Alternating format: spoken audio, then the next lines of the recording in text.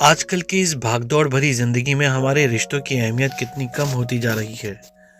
ये हमें तब तक एहसास नहीं होता जब तक हम उस रिश्ते को खो नहीं देते। ऐसी ही एक कहानी है राहुल और सोनम की। राहुल और सोनम की शादी उनके घर वालों ने करवाई थी। सोनम एक प्यारी सी सीधी सादी लड़की थी जो अपनी शादी में बहुत खुश थी। सोनम की जिंदगी, उसका घर, उसका पति और उसका परिवार थे। जिंदगी की भागदौड़ में कैसे 10 साल निकल गए ये उन्हें एहसास ही नहीं हुआ। एक रात राहुल घर पहुंचा तो सोनम उसका इंतजार कर रही थी। उसने दोनों के लिए डिनर परोसा। राहुल ने उसका हाथ पकड़कर कहा, मुझे तुमसे कुछ कहना है। वह नीचे बैठ गई और खामोशी के साथ राहुल की तरफ देखने लगी। राहुल ने उसकी आंखों में एक अजीब सा दर्द महसूस किया। राहुल एक कश्मकश में था। उसे समझ नहीं आ रहा था कि वो अपना मुंह कैसे खोले, लेकिन उसे सोनम को बताना था कि उसकी जिंदगी और दिमाग में क्या चल रहा है। राहुल उससे तलाक लेना चाहता था। राहुल ने बड़ी ही शांति से इस बात को सोनम के आगे रखा। सोनम राहुल की बातों से नाराज नहीं लग रही थी, बल्कि उसने धीरे से पूछा, क्यों?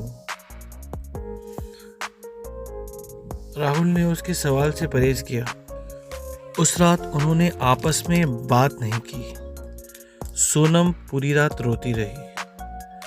सोनम जानना चाहती थी कि उनके शादीशुदा राहुल को समझ ही नहीं आ रहा था कि वो सोनम को कैसे समझाए कि जिस दिल में पहले उसका घर था, अब उस पर निधि का राज है। राहुल अब उससे प्यार नहीं करता था, उसे बस सोनम पर दया आती थी। अपराध बोध की गहरी भावना के साथ राहुल ने एक तलाक के समझौते का पेपर तैयार किया, जिसमें कहा गया था कि उसका घर, कार और उसकी कंपनी की 30% हिस्सेदारी सोनम के नाम होगी। राहुल ने जैसे ही वो पेपर सोनम को दिए तो उसने पल भर उस पर नजर डाली और फिर उसके टुकड़े टुकड़े कर दिए। राहुल को सोनम अब अजनबी सी लगने लगी थी। अगले दिन राहुल देर से घर वापस आया और देखा कि सोनम मेज पर कुछ लिख रही है। उसने रात का खाना नहीं खाया और सीधे सोने चला गया और बहुत तेजी से सो गया, क्योंकि वो निधि के साथ एक व्यस्त दिन के बाद थक गया था। जब उसकी आंख खुली तब भी वह टेबल पर लिख रही थी। उसने कोई परवाह किए बिना दोबारा सोना जरूरी समझा। सुबह उठते ही सोनम ने अपनी तलाक की शर्तें बताई। वह राहुल से कुछ नहीं चाहती थी, लेकिन तलाक से पहले उसे 1 महीने का नोटिस चाहिए था। उसने अनुरोध किया कि उस 1 महीने में वे दोनों यथासंभव सामान्य जीवन जीने के लिए संघर्ष करें। इसके लिए उसके कारण सरल थे।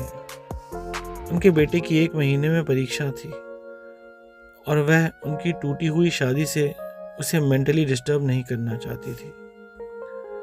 ये तो राहुल को भी मंजूर था, बेटा तो उन दोनों का ही था। लेकिन उसकी एक और शर्त थी। उसने राहुल को याद दिलाते हुए कहा कि कैसे वह उसे अपनी शादी के दिन दुल्हन के कमरे में ले गया था। उसने रिक्वेस्ट किया कि इस 1 महीने तक हर दिन वह उसे अपने बेडरूम के सामने के दरवाजे तक लेके जाए। राहुल को लगा कि सोनम पागल हो रही है, लेकिन कोई ड्रामा क्रिएट ना हो, इसलिए उसने उसका अजीब सा अनुरोध स्वीकार कर लिया। राहुल ने निधि को अपनी पत्नी की तलाक की शर्तों के बारे में बताया। वह जोर से हंसी और तिरस्कार पूर्वक बोली कि सोनम को हर हाल में तलाक का सामना करना ही पड़ेगा। अगले दिन से 1 महीने का नोटिस पीरियड शुरू हो गया। उनके तलाक के इरादे को स्पष्ट रूप से व्यक्त किए जाने से पहले उनके बीच कोई शारीरिक संपर्क नहीं रह गया था। इसलिए जब राहुल ने पहले दिन सोनम को गोद में उठाया तो उन दोनों को बहुत अजीब लगा। उनके बेटे ने पीछे से ताली बजाई और बोला, डैडी ने मम्मी को गोद में लिया है। उसके शब्दों ने राहुल में एक दर्द की भावना जगाई। शयन कक्ष से बैठक कक्ष तक, फिर दरवाजे तक राहुल इसे गोद में लेकर 10 मीटर से अधिक चला। सोनम ने अपनी आंखें बंद की और धीरे से कहा, हमारे बेटे को तलाक के बारे में मत बताना। राहुल ने सिर हिलाया। राहुल ने उसे दरवाजे के बाहर नीचे उतार दिया। दूसरे दिन से उन दोनों ने काफ़ी आसानी से एक्टिंग कर ली। राहुल को एहसास हुआ कि उसने सोनम को लंबे समय से ध्यान से नहीं देखा था। उसे एहसास हुआ अब वे जवान नहीं रही है। उसके चेहरे पर कम सही लेकिन झुर्रियाँ आ गई थीं। उसके बाल सफ़ेद हो रहे थे। उनकी शादी से उस पर बुरा असर पड़ा है। एक मिनट के लिए राहुल के मन में विचार आया कि उसने उसके साथ क्या कर दिया है। चौथे दिन जब राहुल ने उसे उठाया तो राहुल को आत्मीयता की वापसी का आभास हुआ। उसे एहसास हुआ कि ये वही महिला है जिसने मुझे अपनी जिंदगी के 10 अमूल्य साल दिए हैं। 5वें और 6ठे दिन राहुल ने महसूस किया कि उनके बीच एक रूपता की भावना फिर से बढ़ रही है। उसने निधि को इस बारे में नहीं बताया। जैसे जैसे दिन बीतते गए राहुल के लिए उसे उठाना आसान होता गया। एक सुबह सोनम सोच रही थी कि वह क्या पहने। उसने बहुत सारे कपड़े पहनने की कोशिश की लेकिन उसे एक भी उपयुक्त पोशाक नहीं मिली।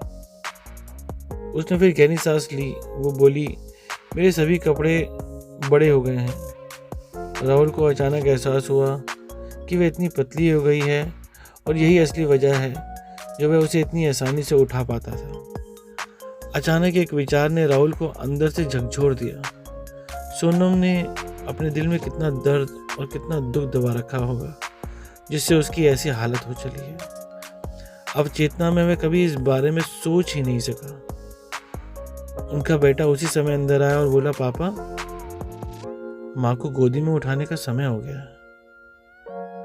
उसके लिए इस 1 महीने में अपने पिता को अपनी माँ को गोदी में उठाकर ले जाते देखना उसके जीवन का एक अनिवार्य हिस्सा बन गया था। सोनम ने अपने बेटे को करीब आने का इशारा किया और उसे कसकर गले लगा लिया।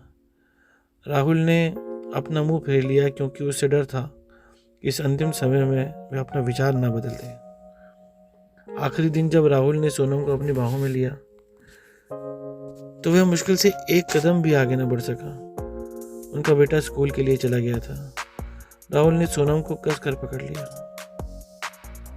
और कहा, मैं ये नहीं देख पाया कि मुझे माफ कर दो। इसके बाद राहुल ऑफिस चला गया। दरवाजा बंद किए बिना तेजी से कार के अंदर बैठ गया। उसे डर था कि थोड़ी सी देरी से भी उसका मन बदल जाएगा। राहुल वहां से सीधा निधि के यहाँ चला गया। निधि ने दरवाजा खोला और राहुल ने कहा, सॉरी निधि, मैं अपनी पत्नी को अब तलाक नहीं दे पाऊंगा। उसने राहुल को आश्चर्य से देखा। वो अचंभे में थी।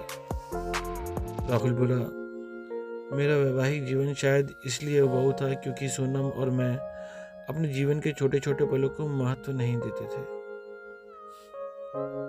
इसलिए नहीं कि हम अब एक दूसरे से प्यार नहीं करते थे।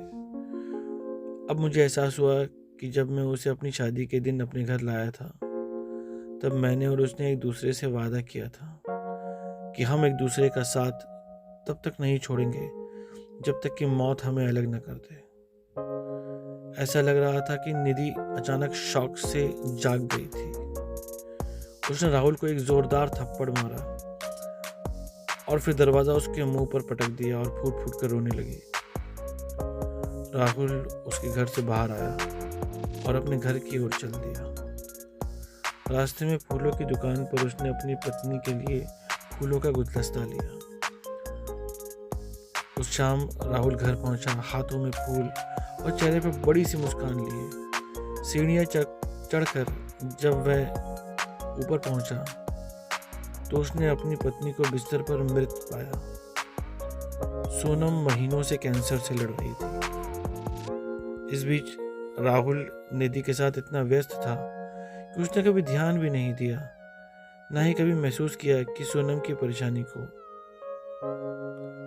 सोनम जानती थी कि वह जल्द ही मर जाएगी और वह अपने बेटे को इस नकारात्मक प्रतिक्रिया से बचाना चाहती थी।